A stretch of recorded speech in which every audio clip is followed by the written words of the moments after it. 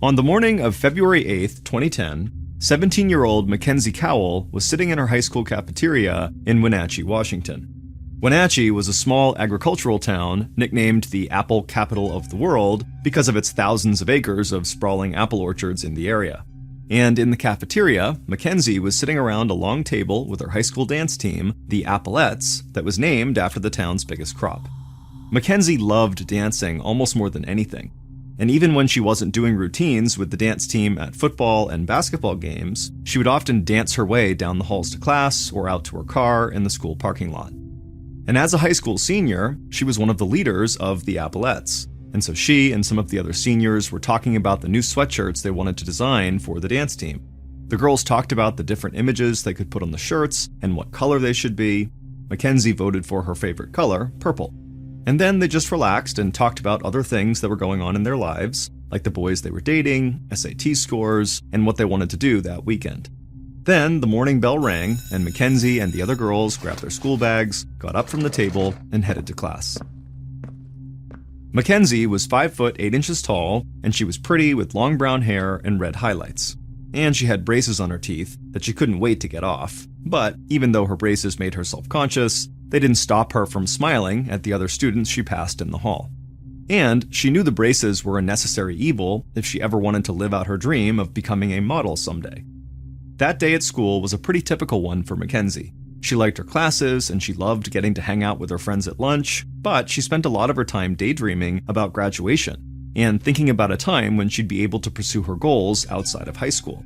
And to that end, Mackenzie had enrolled at a cosmetology school, or what some people called beauty school, that allowed her to get out of her high school classes a little early every day. Mackenzie wanted to learn how to become a hairstylist and a makeup artist because she believed it could help her in modeling. But Mackenzie also loved the idea of doing something that could help other people look and feel their best. So that afternoon, Mackenzie went into a bathroom, dug her cosmetology school uniform out of her bag, and got changed into black pants, a black shirt, and a black apron, like she did most days during the week. Then she put on her coat and walked outside to her car in the high school parking lot. It was a cold day, a little under 40 degrees Fahrenheit, but Mackenzie's coat and her fur-trimmed brown boots helped keep her warm. Mackenzie hopped into her red Pontiac Grand Prix, tossed her school bag and purse in the passenger seat, and then drove a few miles away to her cosmetology school. When she got there, she parked in the lot behind the school, grabbed her phone from her pocket, and sent a text message to her boyfriend, Joaquin Villasano. Joaquin was a few years older than Mackenzie, and he was busy working most days, so Mackenzie made sure to text him whenever she had a chance just to say hi, because she thought it was important for them to check in with each other even when they were busy. Then Mackenzie put her phone back in her pocket and headed into the school. Once inside, she stepped into a classroom that was set up like a working hair salon, and she gave a huge smile to her instructors and classmates. Mackenzie loved everything she was learning about hair and makeup at the school, but she also really liked having the chance to be around people of all different ages. Some of the students in her cosmetology classes were well into their 20s and even 30s, so Mackenzie felt much more like an adult with real freedom when she was there than she ever did at her high school. And she knew she could learn a lot from the other students because they had different backgrounds and life experiences than she did.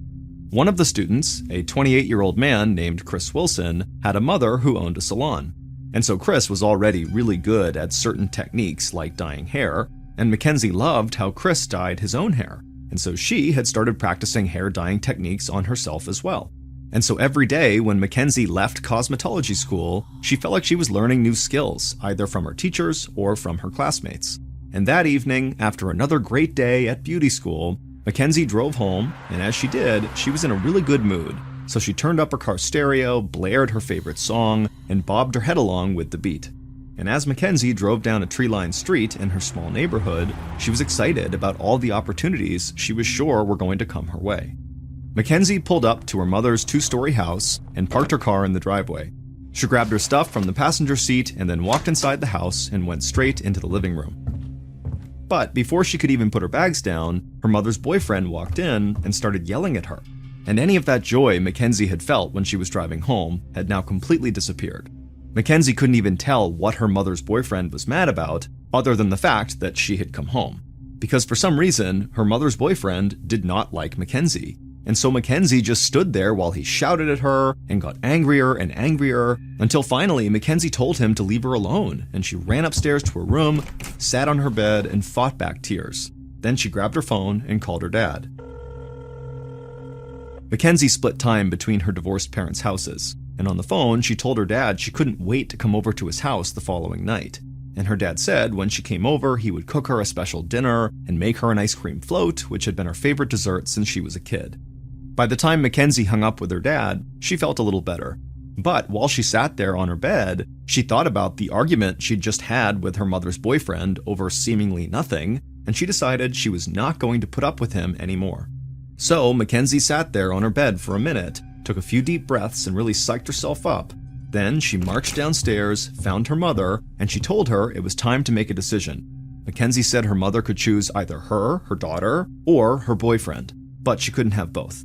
And Mackenzie said if her mother's boyfriend stayed living at the house, she would move out for good. Her mother listened and tried to calm Mackenzie down, and then she promised she would think about what Mackenzie had to say. But later that night, Mackenzie went to bed without an answer from her mother. But as she drifted off to sleep, she tried to push any thoughts of her mother's boyfriend out of her head. She reminded herself that she was going to her dad's house the next day, and she knew that meant everything would be a lot better when she woke up. The next morning at 7:15 a.m., Mackenzie rushed out the front door of her mother's house and got into her red Pontiac parked in the driveway. Mackenzie wore jeans, a t-shirt, and her coat, and she had her cosmetology school uniform folded up neatly in her bag. And that day at school started just like the day before. Mackenzie walked into the loud cafeteria, where a group of high schoolers were hanging out and talking loudly before first period, and she made her way through the crowd to the table where her friends from the Applettes dance team were sitting. And the Applettes talked a little about the sweatshirts they wanted to make again, and after they'd talked for a while, the bell rang. So Mackenzie said goodbye to her friends and headed off to class. And later that day, she changed into her cosmetology uniform and drove to beauty school. And once she was there, she worked on some new hairstyling techniques and talked with her classmates like she always did. But then, at around 3 p.m., the students got a break, and Mackenzie told one of her classmates that she was going to leave during the break, but she'd only be gone for about 15 minutes, and she wondered if she had to sign out with the front desk before she did that. Her classmate said she didn't think so, and so Mackenzie just grabbed her coat, put it on over her uniform, and walked out the back door into the parking lot. Mackenzie slid into the driver's seat of her car, tossed her purse in the passenger seat, started the car, and turned on the heater. Then she grabbed her phone and sent a text to her boyfriend, Joaquin, that just said, "Hey." Mackenzie stared at her phone for a little bit, waiting for a reply, and just a few minutes later, Joaquin responded with, "Hey," as well. Mackenzie smiled, put her phone back in her pocket, and drove out of the cosmetology school parking lot. It was cold, but the sun was shining, and Mackenzie looked out the windshield and saw the barren apple orchards that lined huge parts of the town. And she thought that the empty orchards in winter were beautiful in their own way, but she really couldn't wait for summer when the apples would start growing again. At about 5:45 p.m., over 2 hours after Mackenzie had left cosmetology school on her break, her dad was at home in the kitchen cooking dinner. He glanced at his watch, picked his phone up off the table, and called Mackenzie. He knew she usually left cosmetology school around 5:30, and he just wanted to let her know dinner was almost finished and to see how close she was to the house. But Mackenzie didn't answer her phone, so he left a message for her and turned back to the food he was making. Mackenzie's dad knew that sometimes she stayed around after class to talk to her teachers and the other students, so he didn't think much of it. But after a while, when Mackenzie didn't show up and he hadn't heard back from her, he called her again. And when her phone went right to voicemail, he started to worry, and so he kept calling Mackenzie, but she never picked up. Then, a little while later, at 8 p.m., so about 4.5 hours after Mackenzie had gotten in her car in the parking lot, a local rancher was driving his truck on a dirt road on the land that he owned. The rancher approached one of his cattle gates on his land, and then he saw something which caused him to slam on his brakes. In the headlights of his truck, the rancher could see an abandoned car a few yards down the road. The rancher got out of his truck and ran to the car and looked through the window to see if anyone was inside, but the car was empty. People did not just abandon their cars like this on his land, and the rancher worried that the driver might be injured somewhere nearby. So he ran back to his truck, climbed in, grabbed his phone, and called 911. Not long after that 911 call, Mackenzie's dad was sitting on the couch in his living room. He was nervously tapping his foot on the floor and calling Mackenzie again and again, but still not getting through. It had been almost 3 hours since she should have come home, and he still hadn't heard anything. And when his daughter's phone went right to voicemail one more time, Mackenzie's dad hung up and just put the phone down next to him. But minutes later, the phone rang, and Mackenzie's dad answered without even looking at the number of the caller, hoping he would hear his daughter's voice. But instead, a police officer introduced himself on the other line, and Mackenzie's dad knew something was terribly wrong. Then the officer asked him if he was missing a red Pontiac Grand Prix that was registered in his name, because that car had been found abandoned on some nearby ranch land, and Mackenzie's dad felt like the room started to spin. He took a breath and told the officer that yes, that was his car and he was missing it, but the car was not important. He said the only thing he cared about was finding the person who had been driving the car, his 17-year-old daughter, Mackenzie. On the morning of February 13th, 2010, so 4 days after Mackenzie's car had been found, police, local volunteers, and even members of the FBI were searching all over town for Mackenzie. They had spent the last few days knocking on doors in every neighborhood in the area, hoping that someone had seen her, but they still hadn't had any luck. And so it seemed like once Mackenzie left the parking lot at her cosmetology school after going for her 15-minute break, she had just vanished. Then, at 12:45 p.m., a man was walking on the banks of the Columbia River, about 25 miles away from Wenatchee, in an area known for its great hiking trails. The man listened to the river running nearby and breathed in the crisp winter air. Then suddenly, he stopped in his tracks. He shielded his eyes from the sun to get a better look at something several yards in front of him by the water's edge. And when the man realized what he was looking at, he immediately started running towards the water and shouting, and when he got to the edge of the water, he crouched down on the ground and just started shaking his head, like he couldn't believe what he was looking at. He had seen a person lying on the ground, and he hoped they were just sleeping, or at worst, they were injured. But now that he was up close, he knew he was looking at a dead body. The man's hands started shaking, and he looked around for anybody else to help, but he was alone. So he took a deep breath and steadied himself, then he reached into his jacket pocket, pulled out his phone, and called 911. Not long after that 911 call, Chief Deputy Robin Wagg of the Douglas County Sheriff's Department walked down the banks of the Columbia River towards a group of police officers and forensics technicians. Wagg was a big guy with a steady voice, and he was known for always remaining calm under pressure. But when Wagg saw the body near the river, he got mad, because he knew immediately the victim was 17-year-old Mackenzie Cowell. Mackenzie's picture had been sent to the law enforcement agencies in the area, and her face had been all over the news for the past few days while people had been searching for her. And as Wagg looked down at Mackenzie, he felt shaken, and not just because of how young she looked, but because Mackenzie had a knife sticking straight out of her shoulder. Wagg hadn't seen anything like that before, and he couldn't imagine what kind of a person would do something so violent, especially to someone so young who had her whole life ahead of her. But Wagg couldn't spend any time trying to figure out a potential killer's motives just yet, because he saw Mackenzie's feet were already in the water, and he knew the river level would rise throughout the day, and so the body, and any evidence around it, were in danger of being washed away. So Wagg ordered the team on site to start their search for evidence with the body, and then to make their way outward further away from the water. And so that day, the investigative team worked as quickly as they could as they raced against the rising river. Normally, Wagg would have wanted to inform the victim's family in person, but the time crunch he was under meant he needed to stay at the crime scene. And on top of that, he had to inform FBI agents who'd been helping with the search for Mackenzie about what they had found. And after the FBI was notified, they were the ones to contact Mackenzie's dad. And so while police searched the crime scene, Mackenzie's dad sat at home, and he was still desperately hoping to hear some good news from the search party who were looking for his daughter. But then his phone rang, and an FBI agent on the other line introduced herself and said that she was so sorry to be giving this information over the phone and not in person, and Mackenzie's dad knew before she even said it what he was about to hear. The agent informed Mackenzie's father that police had found his daughter's body on the banks of the river, and Mackenzie's dad just went completely silent, and he felt like his whole world had just shattered. And not long after that call, while Mackenzie's dad informed his fiancée, his ex-wife, and other family members about what he had just heard, police continued their search on the riverbank. And before the river water got too high, they were able to pull blood and hair samples from Mackenzie's body and the knife found in her shoulder. and a little further up the riverbank, they found 5 feet of duct tape that was spattered with blood. So, over the next few days, while the blood samples and physical evidence were sent to the lab for tests, Deputy Wag and his investigative team started talking to anybody who they thought might know something about what had happened to Mackenzie. They interviewed Mackenzie's family, and they met with friends and teachers from her high school, and at Mackenzie's cosmetology school, they talked to the woman who Mackenzie had told she was leaving for that 15-minute break.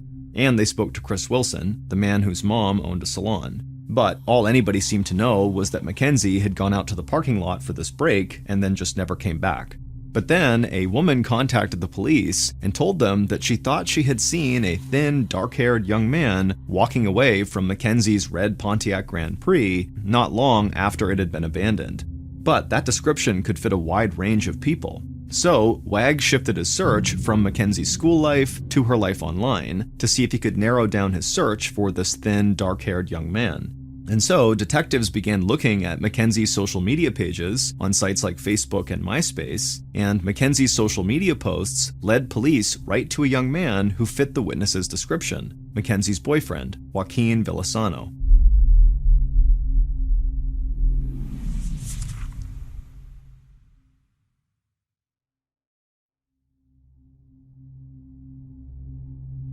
On an early morning, about a week after Mackenzie's body was found on the banks of the Columbia River, Chief Deputy Wag walked through the Douglas County Sheriff's Department into a small interrogation room.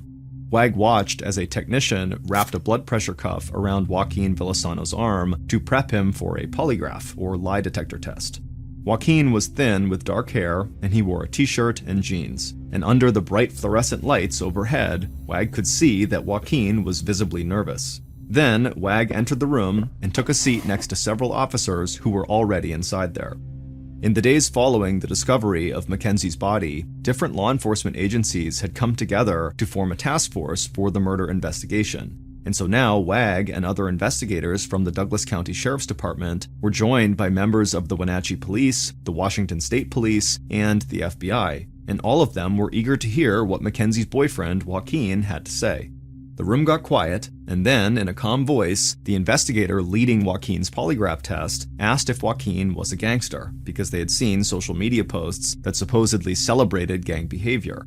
But Joaquin said no, he just really loved hip-hop music, and some of his favorite artists talked about gang life in their songs. Then the investigator asked if Joaquin had met up with Mackenzie after they exchanged text messages on the day she died. But Joaquin said after he had sent the response text just saying, "Hey," he never heard from or saw Mackenzie again.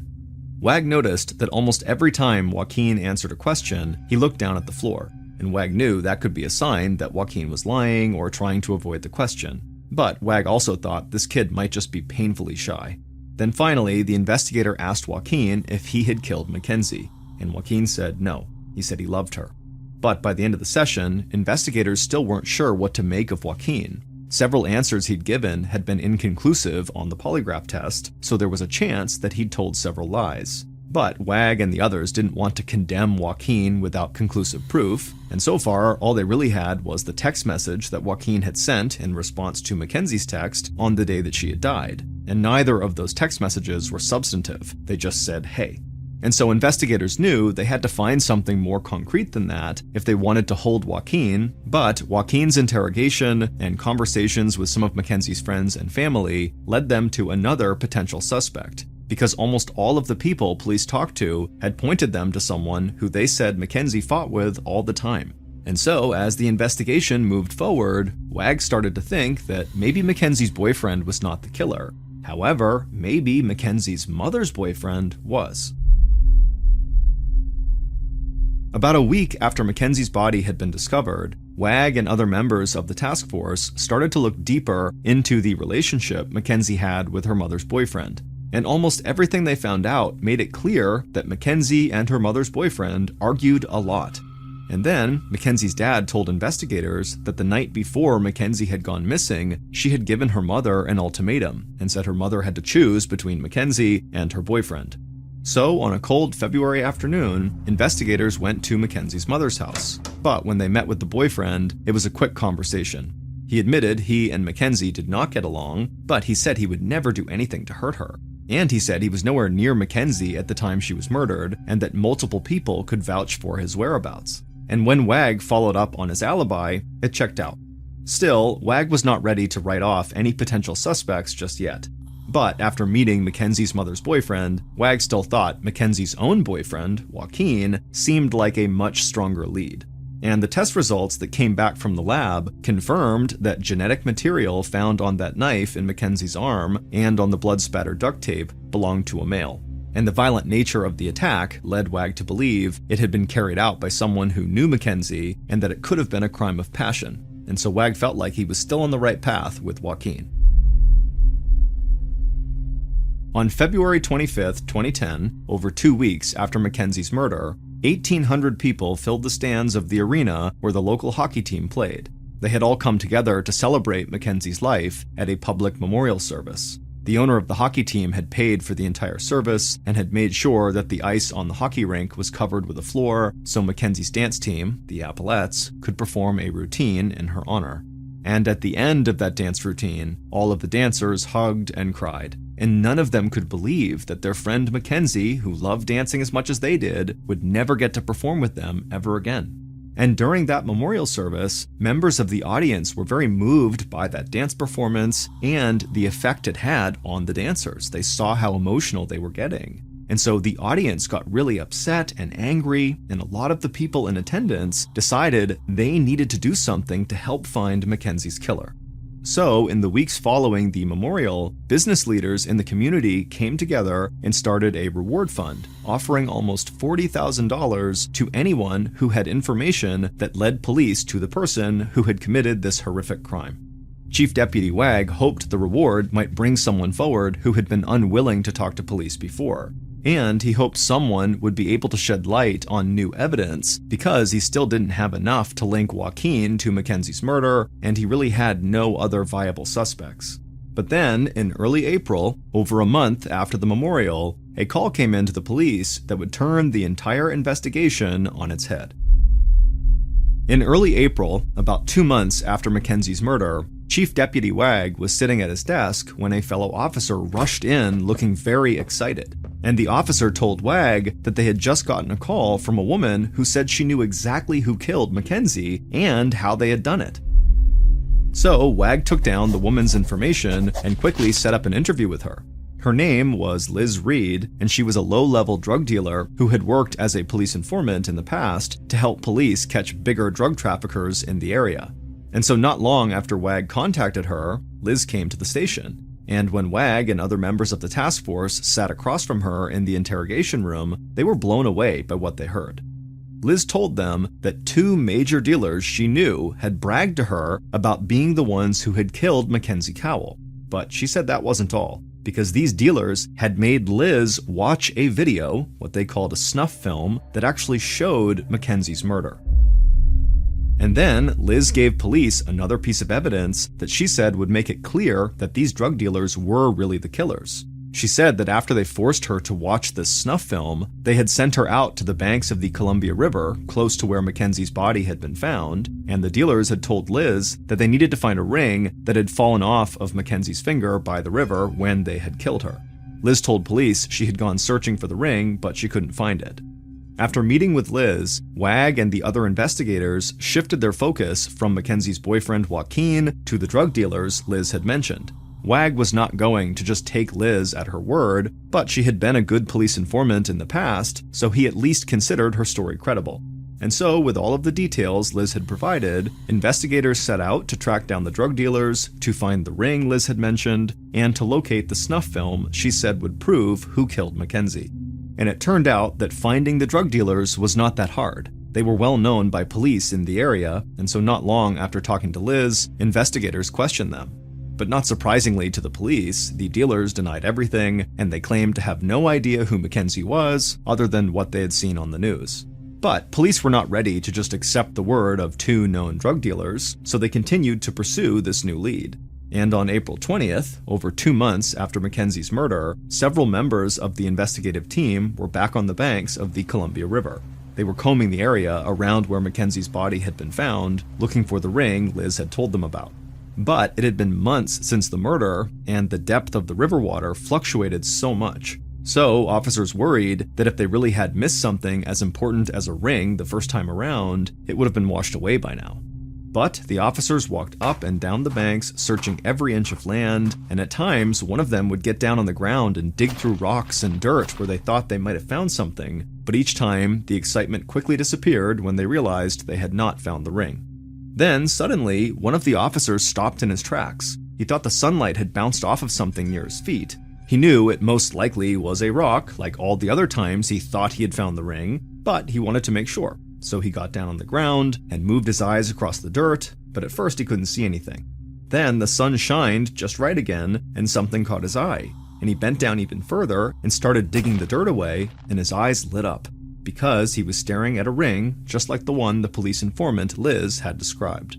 And later that day, when Chief Deputy Wag and other task force leaders got a look at this new evidence, they thought they might finally have something that would prove who killed Mackenzie.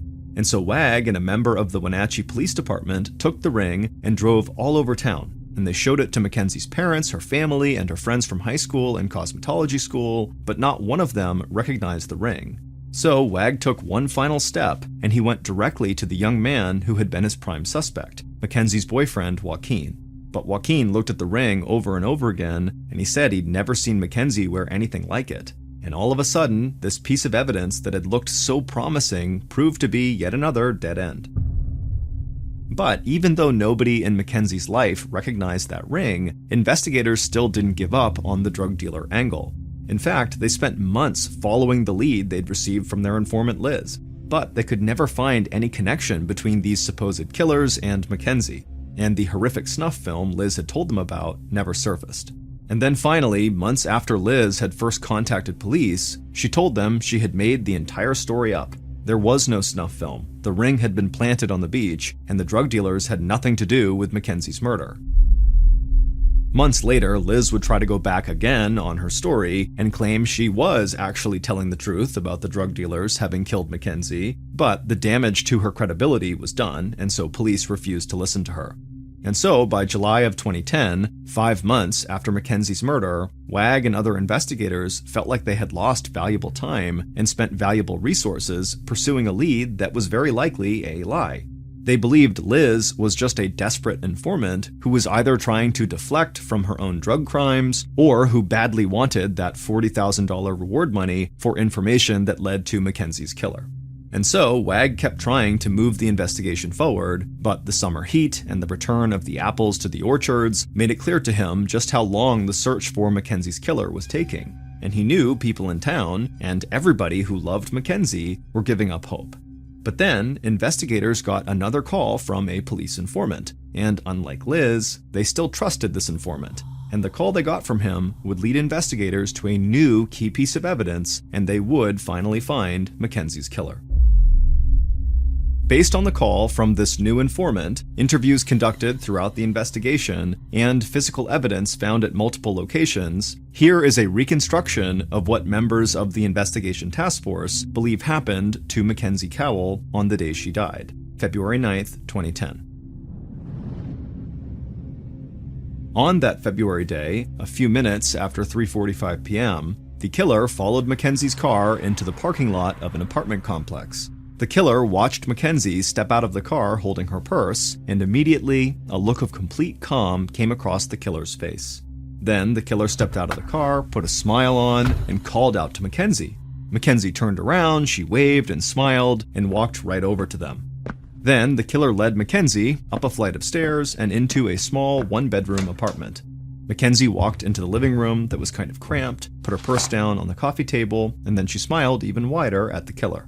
The place wasn't much to look at with its old carpet, low ceilings, and a few small rooms, but Mackenzie got excited thinking about a time in the near future when she would be able to get an apartment just like this one, where she could live on her own or with one of her friends.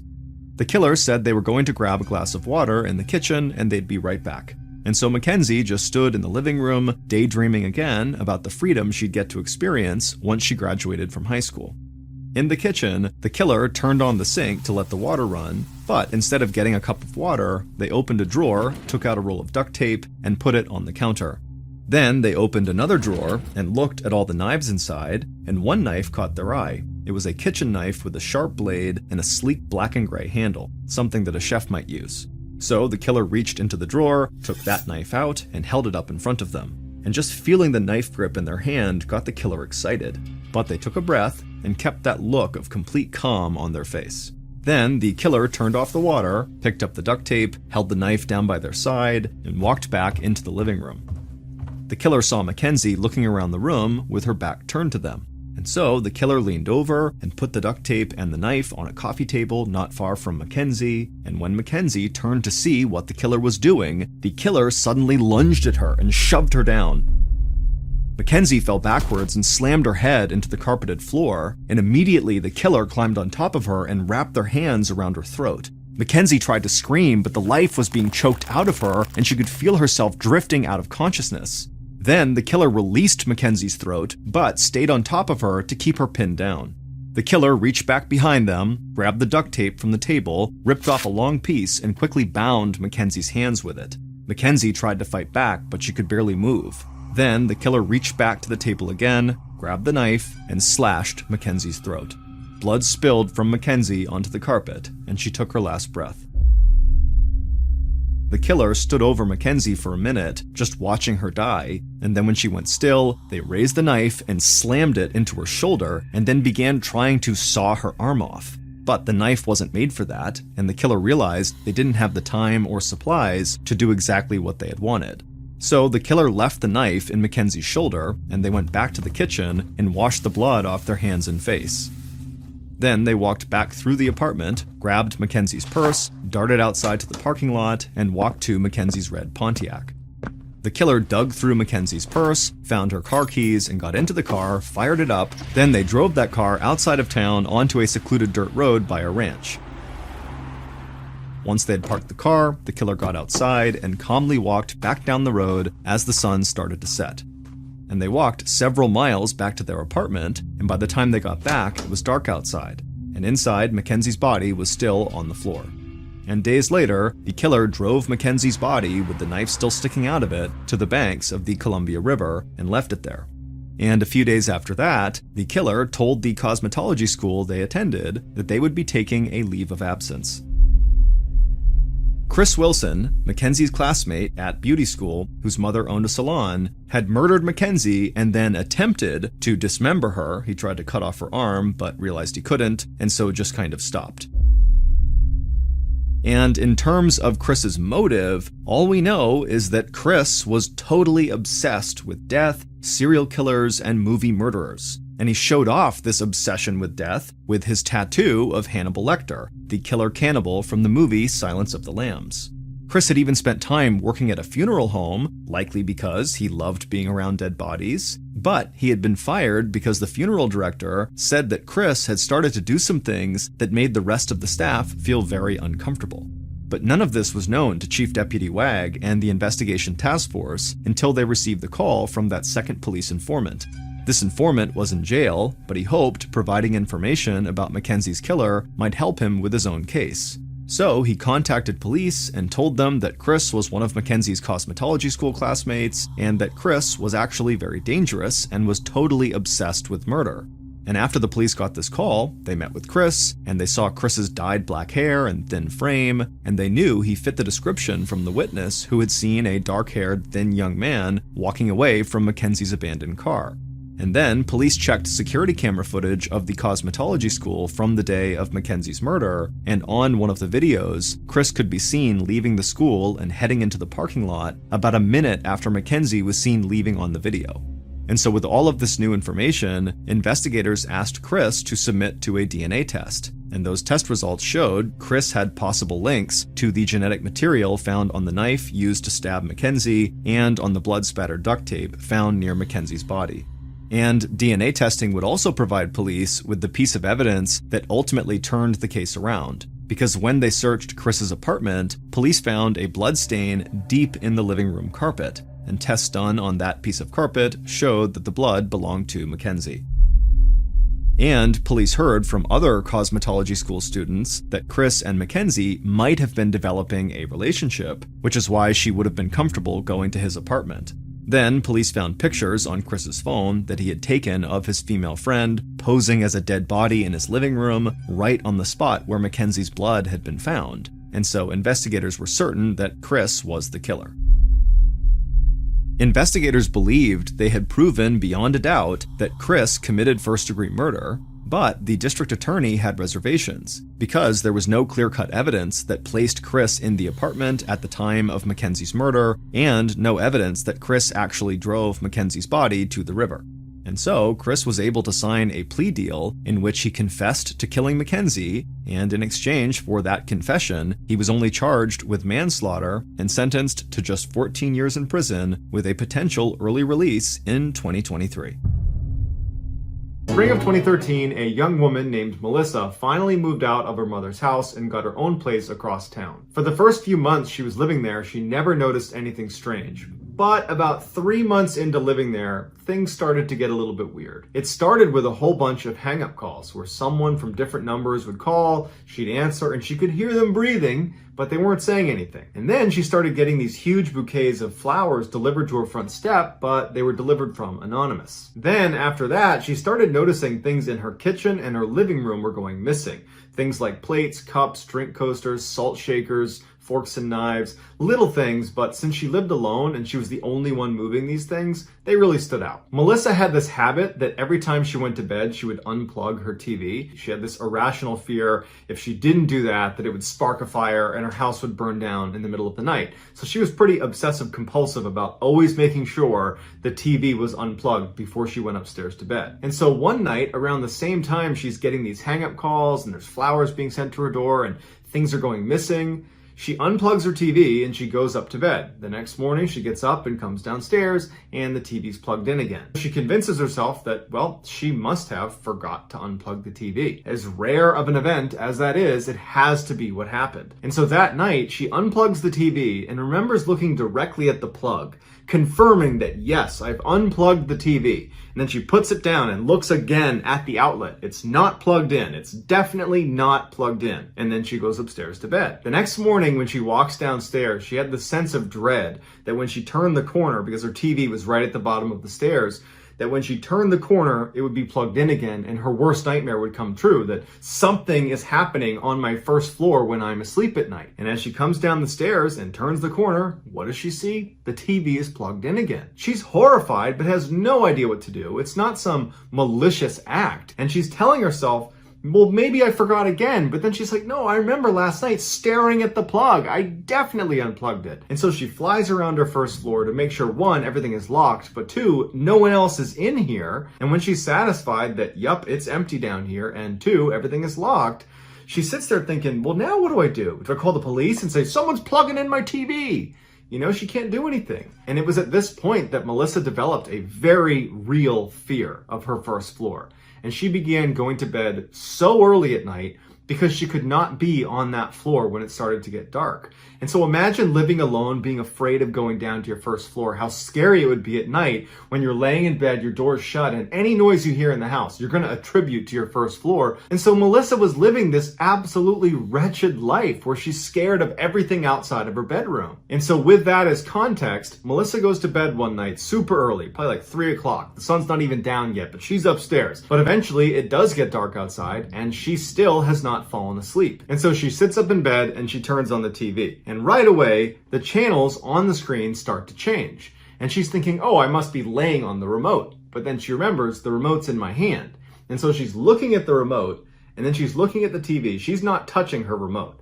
And the channels are still cycling. Now, Melissa had what's called a skybox, which means her downstairs TV was connected to her upstairs TV and vice versa. If one was changing the channel, in real time, the other changed the channel. And so as she's looking at her remote and not touching it, and looking at the screen as the channels are changing, it dawns on her that someone downstairs is changing the channels. And so frozen in fear, all she can think to do is turn off her TV because that's the one function that does not have any impact on the other TV. So she turns the TV off. And so in total darkness, in a house she's already terrified of, she is straining her ears to try to hear some sign that this is either someone's down there flipping through channels, Or this is nothing, and I just happened to turn the TV on when the skybox was malfunctioning. And as she's sitting there, all she can hear is her own breathing, and she can feel the pounding of her heart in her chest. But she doesn't hear any sounds in her house. She doesn't hear the TV on. She doesn't hear footsteps, doors opening, none of that. It's silence in the house. So after what probably felt like an eternity, she just grabbed a pillow and clutched it in front of her and put her head into the pillow and just laid like that until she eventually fell asleep. The next morning when she gets up, the sun is out and it's this huge relief because suddenly with the sunlight pouring in the windows, it was like the house wasn't scary anymore. And she's telling herself, you know what, that had to have been just some anomaly with the skybox. I bet I go downstairs and the TV's unplugged. And so she goes downstairs and the TV is unplugged. And so that for her kind of confirms that, okay, the paranoia is getting to me. I'm losing my mind a little bit. I got to tell someone what's going on. And so as it happens, that day she was going to a family birthday party. And so when she gets there, she pulls her older brother aside and says, here's the strange things that are happening in my house with the skybox and all this. And at first he looked at her like, really? This is what's going on? You're seeing ghosts in your house? But when she really focused on these specific things that were happening, like the plug going back into the wall 2 separate times, and then the skybox thing. So the TV is kind of wrapped up in the weirdness that's been happening in her house and the missing items in her house. And so for the brother, it all kind of added up to, okay, this does seem a little bit weird. And he offered to live with her for a few days and just see it for himself. And as they're talking, their younger brother happens to walk by, overhears the conversation, and says, oh, I'll stay there too. For 4 days, the two brothers lived on the first floor of Melissa's house, and they don't see anything, they don't hear anything, it's completely ordinary. And Melissa at first was reassured, but then started to think, does that mean whoever's been doing this stuff is watching my house really closely and knows that I have, protection at my house right now and they're staying away? Does that mean I'm being watched really closely? And so finally, when her brothers are getting ready to leave after the 4th day, she was practically begging them to stay. She couldn't stand the idea of staying in this house. Her brothers reassured her that she had nothing to worry about, but if she experienced anything weird, anytime, any day, just call or text and they would be there in a heartbeat. Although she did not feel reassured, it was starting to get late, at least by her standards. It was like 3 o'clock, so the sun's getting close to going down, so she needs to go upstairs. So she goes back in her house and does like 20 trips around her house to confirm everything is shut, everything is locked, no one's in the house, everything is safe. And then she goes upstairs to bed. But like most nights, she was so scared of everything outside of her bedroom door that she couldn't sleep. And as she's laying there in utter silence in her room, she hears the unmistakable sound of her back door opening. And she hears footsteps walking through her first floor. And then she hears the TV turn on. And her brothers have been watching her TV last, and they had the volume set really, really high. So as soon as the TV went on, it blared all through the house. And immediately the TV turned back off because whoever turned it on knew that that was going to wake up whoever was in the house. Melissa doesn't know what to do. Before, whatever the heck was happening in her house was a little bit subtle. It was like she had to think about what she was hearing to confirm it was actually happening. Now, this person is just strolling into her house in the middle of the night and flipping on the TV and blaring it through the house. And so she immediately is like, oh my God, what do I do? And she picks up her phone and she calls her brother. And he picks up right away and she goes, someone is in the house right now. The brother's like, I will be there in 10 minutes. Do not leave your bedroom. Don't do anything. Stay on the phone with me. So Melissa's shaking out of fear and she gets up as slowly as she can and she walks over to the window to get as far away from the door, which was locked, as she possibly could. And she's glancing out the window, waiting to see her brother pull up as she listens for any sign that this person downstairs has begun walking upstairs. Finally, Melissa sees out of the corner of her eye her brother's car pulls up across the street and he, along with her younger brother, hop out. They run across the street towards her house. They hop over the fence and they run down the alley between her house and her neighbors and they go towards the back out of sight. She's still on the phone with him and she's saying, do you see him? Do you see him? Do you see him? Do you see him? And he says, hold on. He goes to the back of the house where he knows you can look in and basically see the whole first floor. And as soon as he gets to that spot where she's expecting him to give her a report, and he pauses, there's silence on the phone and she goes, what do you see? And he says, okay, yep, there is someone in your living room right now. I'm going to hang up and call the police and I'm going to call you right back. Now, Melissa knew what she heard was very real to her, but to have it confirmed by her brother right now took this to a whole nother level of fear. Now she's legitimately fearing for her life. There is a person, an intruder in my house right now. Confirmed. They are right downstairs and they've been coming into my house probably for weeks. And so her brother hangs up the phone and begins calling the police. Meanwhile, Melissa is just standing in this room, horrified as she listens to a stranger walk around the first floor of her house. But because she was hearing the footsteps clearly downstairs, she decided she would just walk over to her door and look through the keyhole, which was oversized on her door. And if you looked through it and over to the left, you'd actually look downstairs to the first floor. You'd only see a sliver of the first floor. And so very carefully, she walks her way over to the door.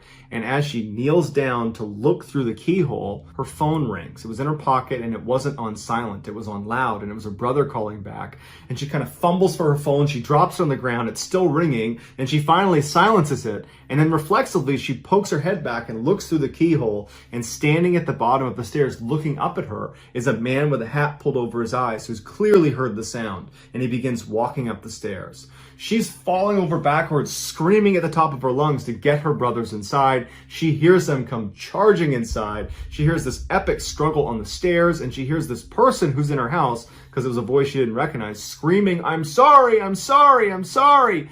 And then it's quiet. And so she opens that door because she wants to help if she can. And she looks and she sees her brothers have this man pinned on the stairs. He's not moving. And she sees her younger brother is holding something. And he holds it up to her and he just shakes his head. And it's a frickin' knife. And then she puts it together that the stranger in her house was carrying this knife. And before she can even take that information in, the older brother takes the hat off of this guy, and it's their mother's ex-boyfriend from 10 years ago. The same one they all believed had an inappropriate attraction to Melissa. Police show up and take him away, and he quickly admitted to sneaking into her house for months. They don't know how he got in, and he would never tell them, but he admitted that, yep, I was breaking in almost every single night. But he never gave a good reason why. He just started doing it. Police cited mental illness as the likely culprit for why he was doing it, and the family believed this could be something more sinister, but either way, he was given 3 years in jail, and the family, once again, cut all ties with him.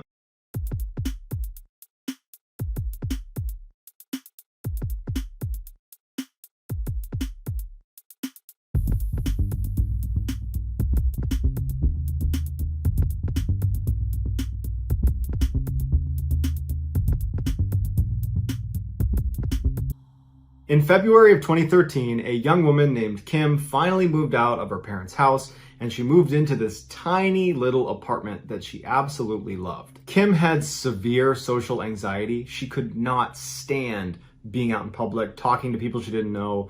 And so she would do everything in her power to stay indoors. She had a job that didn't require her to travel. And so having this little apartment was like her little oasis. When she was there, she was safe. If she had to leave, she was practically running to her car and running back so she didn't have to talk to anybody. In those first few weeks she was living there, as much as she tried to avoid all contact with other people, there was one person she was kind of forced to have an interaction with, and that was her landlord. But her landlord turned out to be this awesome old woman named Olivia, who really took a liking to Kim and kind of looked at Kim as like her daughter. And Kim was surprised at herself for wanting to interact with Olivia. She was very comforting and she was this really nice lady. And so even though they didn't actually interact that much, they developed this relationship where Olivia liked to make food, and she'd come over to Kim's door and she'd knock and she'd leave it outside of her door, and she didn't expect Kim to come out and talk to her. She knew Kim was uncomfortable being out in public, and so she didn't push her to do that. Instead, she just expected her to eat some nice food, and whenever Kim was done eating, to put her dishes back outside the door, and Olivia would take it up and she would go clean it, and that was that. And so Kim really grew to love Olivia and was very happy to have her there. It was like she made her feel safe. 2 months after moving into this tiny little new apartment, Kim started taking a new medication for her anxiety. Now, historically, she had taken a whole bunch of different medications and knew when you start a new one, it's not uncommon to have a whole bunch of side effects that you're just not used to, and they're kind of awful, and you need some time to get used to them. So at the same time she's taking this new medication, she starts to notice that she's forgetting things. Things in her apartment are being put in places she does not remember putting them. And things are going missing and she can't remember where she put them. And so even though she was expecting side effects from this new drug, she was really frustrated with the memory loss. She also noticed this medication made her exceptionally drowsy to the point where most days she had to take a nap for 2 or 3 hours in the middle of the day just to get through the day. Because Kim had such intense anxiety about being out in public, she did not want to go to the doctors to get a different prescription or to even talk to the doctor about, is this normal? Because that doctor's visit would necessitate a whole bunch of interactions with people she doesn't want to interact with. And so she decided, you know what? I'm just going to take my medication. I'm going to let myself adjust to this new normal and everything will be just fine. During the time period that she's experiencing all these side effects that she is attributing to her new medication, she got a delivery from Olivia. It was a Greek salad that she knew Kim loved, and Kim's psyched about this Greek salad. She brings it in her apartment and she decides, you know what I'm going to do? I'm going to have a nice day to myself. I'm going to go in my bedroom. I'm going to turn on Netflix and I'm going to eat this salad in bed. It's going to be awesome. And so she's sitting in bed, she's eating her salad, she's watching Portlandia, and then she falls asleep right in the middle. Like as she's eating her salad, she's falling asleep. She's so tired. When she woke up, she's like, wow, I've never fallen asleep that hard and that fast before. And she's literally still got the fork in her hand from eating her salad. And then she notices on the other side of the bed, the left side of the bed, the sheets are all disturbed, like someone has been laying there. And Kim always sleeps on the right side of the bed. It was almost like a compulsion for Kim that she could never sleep on the left side, like it was bad luck. And she reaches her hand out and she feels that side of the bed where it's been disturbed and it's still warm. And so she quickly thinks to herself, well, I guess I must have rolled over and laid on that side of the bed and then rolled back to this side, just miraculously right back in the same position I was in with the salad fork still in hand. And that's when it kind of clicks in her head, like, that's not possible. That's not possible. So what does that mean? Does that mean someone's in my apartment right now? And so she leaps out of bed, she gets her phone, she enters 911 and she's ready to dial it, and she flips on all the lights in her apartment, she's running around and there's no one in her apartment. The apartment's still locked, everything is normal. And so she puts her phone away and her heart's still racing. She's very stressed out about what's just occurred. Because in her mind, in the back of her mind anyways, she knows she didn't roll over. That didn't happen. This is when Kim began to wonder, are all these strange happenings in my apartment connected to what just happened now? Because this incident right here does not feel medication side effect driven. And so all of a sudden she's looking at the other weird things in her apartment, like the missing toothbrush and the missing shoes and things getting moved around, as suddenly connected. And it dawns on her that maybe she's been blind to something else happening. Maybe someone is breaking into my apartment. So for the next couple of days, Kim watched her apartment like a hawk to see if there was any indication of somebody breaking into her apartment at any point. And there was nothing. She always locked the door. She always kept the windows shut. The only thing that stood out to her was when she woke up in the mornings, her bedroom had a very distinctive smell to it. It wasn't her smell, and it wasn't a smell she was used to. It was like another person's smell, and it really freaked her out. She decided, it's time to tell my parents. And so when she tells her parents and she's describing out loud what's been going on in her apartment, it's the first time she's hearing herself say this stuff out loud. And it sounds way more creepy and way more scary than it did in her own head. And so as she's telling them, she's becoming scared to go back to her apartment. And her dad picks up on that and says, hey, I'll go back with you. We'll look around your apartment and we'll make sure it's safe and secure. And then on the way out, we'll check in with your landlady and we'll let her know what's going on. So she's brought in and everything's going to be fine. They go back to her apartment, they go inside, and when they walk in, everything looks normal. They kind of do a walk through the apartment, looks normal.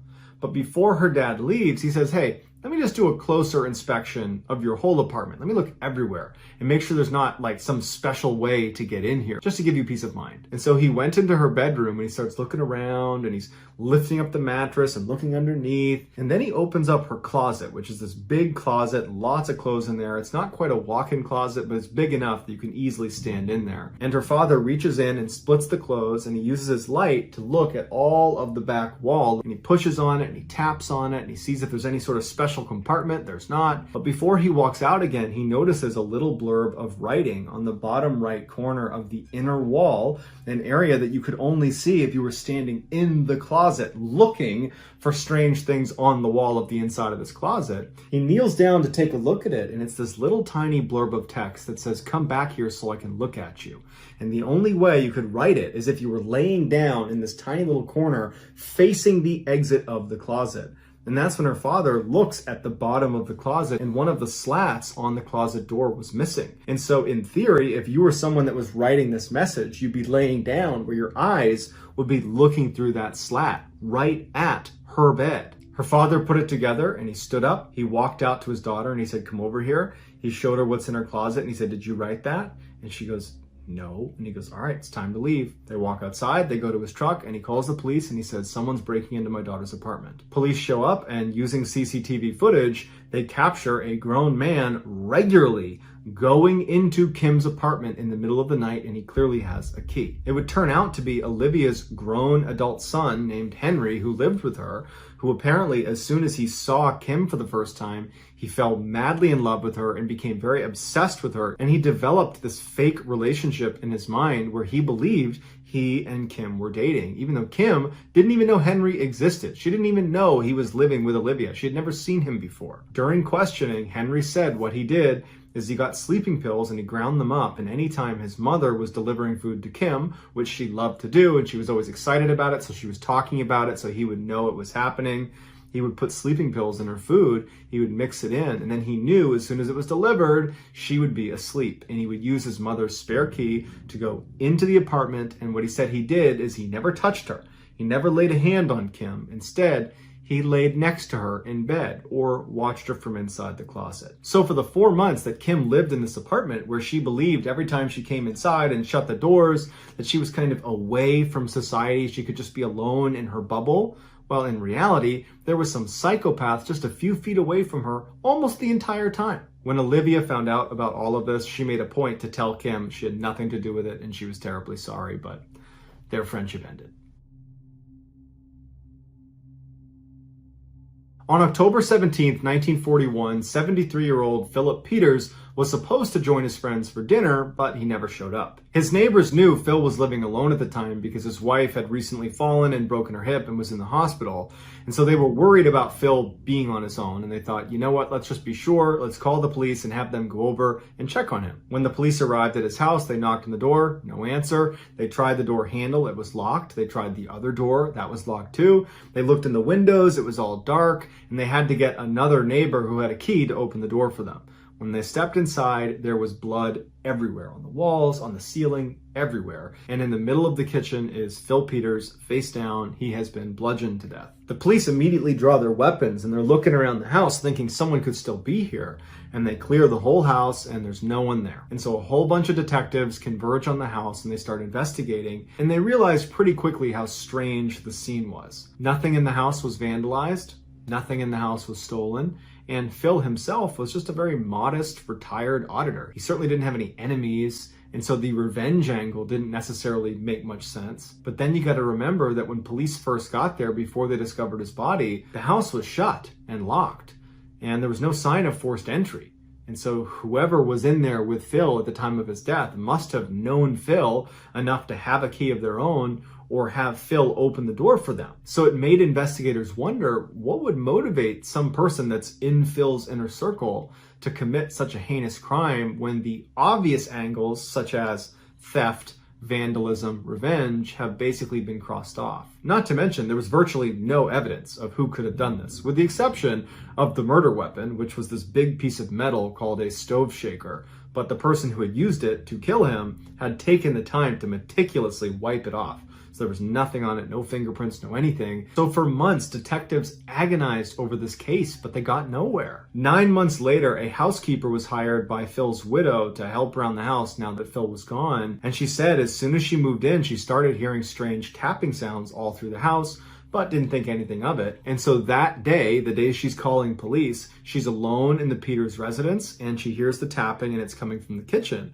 And she thinks, oh, it's gotta be a woodpecker just outside the house, outside the window. And she said as she looked into the kitchen, on the other side of the kitchen was a door that opened up to a flight of stairs that went to the second floor. And she said it was slowly opening. And out from behind comes this white hand that reaches for the side of the door and begins to pull it open. And she screams and the hand retracts back back into the space, and then she hears it storm up the stairs and run around on the upstairs before going silent again. She ran out of the house and she ran to a neighbor's house to call the police. The police immediately go to the house and they go inside, guns drawn, and they're looking for this person because they're thinking perhaps the murderer is back. And they're looking all through the house and there's nothing. There's not even a sign of a break-in. And so the police go back to the housekeeper and to Miss Peters. They explain that we couldn't find anyone, but given the history of your house, we don't think it's safe for you to be in there.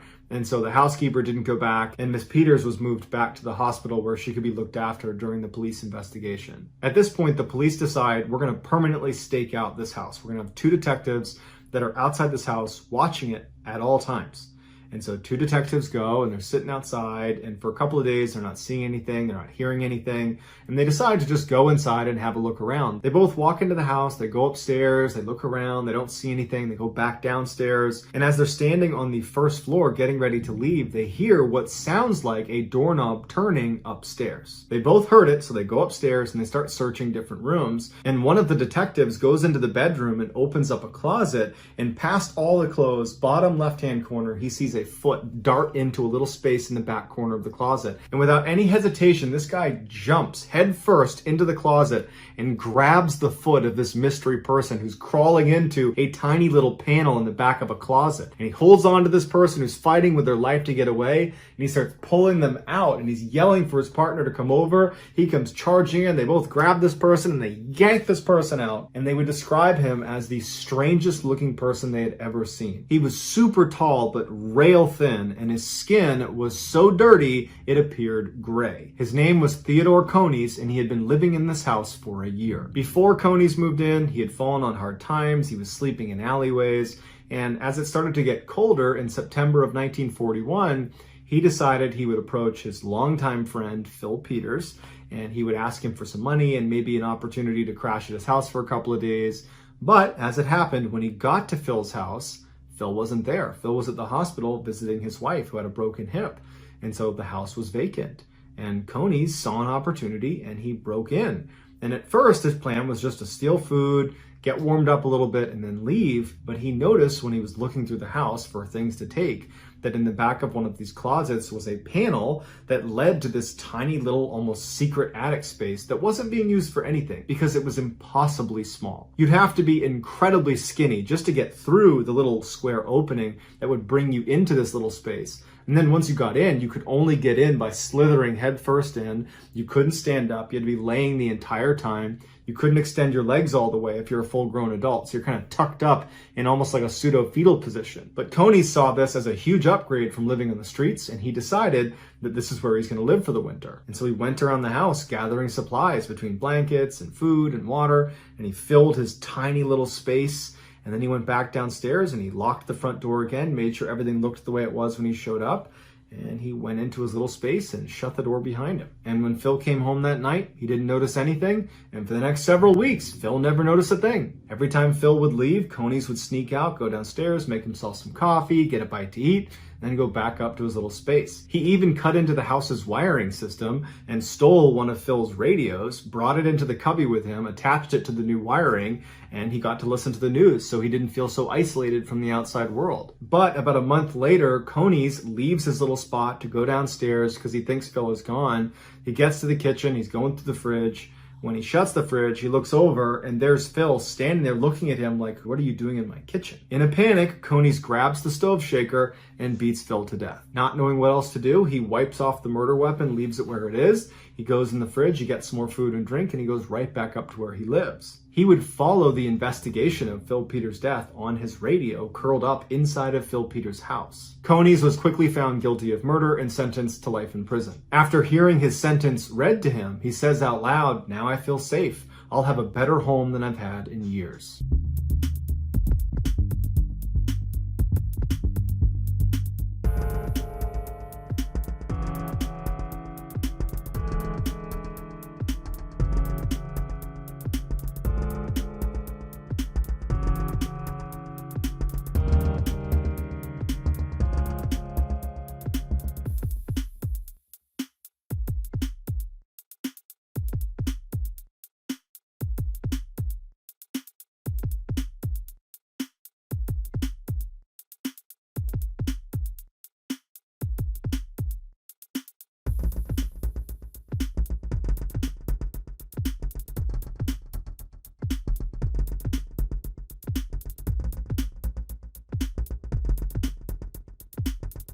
So that's going to do it, guys. I hope you enjoyed today's stories. And if you found today's secret, please let us know in the comments what it is and where you found it. The first one to do that will get pinned. If you enjoyed the video today and you haven't done this already, please offer the like button a beer, but then give them an O'Doul's. Also, please subscribe to this channel and turn on all notifications so you don't miss any of our weekly uploads. If you want to get in touch with me, you can direct message me on Instagram or on Twitter. My username for both platforms is the same. It's just JohnBallen416. I also have a ton of content over on TikTok where my username is MrBallen. If you have a story suggestion, please submit it to our subreddit just called MrBallen. It's linked in the description below. So whether I see you on Instagram, Twitter, TikTok, Reddit, YouTube, or some combination, just know that I really appreciate your support. And until next time, that's going to do it. See ya.